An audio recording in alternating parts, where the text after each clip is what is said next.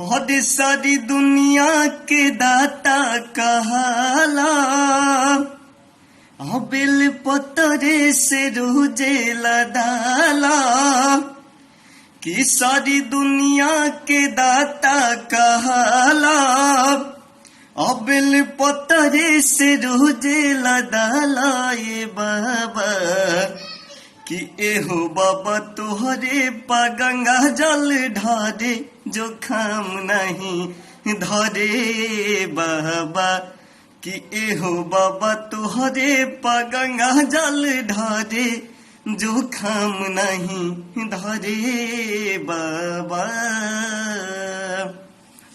और सुन ले बानी कि सागर मंथन जब भइल, बाबा सब काला 14 रतन मिल गइल। आजहिया निकलल जहरिया तू पी गइला हो, जहर से सब मुए तू तजी गइला हो। घेर सावन में करिया बदरिया, खूब झोरेला पूर्वी बेअरिया। ये बाबा कि एहो बाबा बुनी झमा झम पड़े, जो खाम नहीं धरे बाबा। कि एहो बाबा बुनी झमा झम पड़े, जो खाम नहीं धरे बाबा। नमस्कार, प्रणाम। हम दीपक पांडे। आप सभी जे भी हमारा आईडी से हमके देख रहल बा, सबके प्रणाम बा। एगो सावन की कजरी सुना रहल बानी।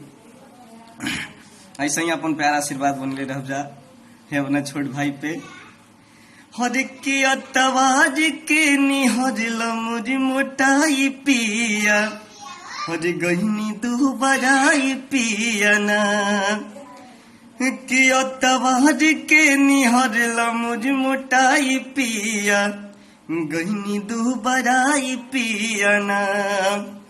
कि कौनो ओझा के बुला दा, अमुर ओझाई करवा दा। कौनो ओझा के बुला दा, मोर ओझाई करवा दा। और बैदा से दिलाई दा दवाई पिया, गहनी दू बड़ाई पिया ना। अरे अतवार के निहरल मुझ मोटाई पिया, गहनी दू बड़ाई पिया ना। धन्यवाद, प्रणाम।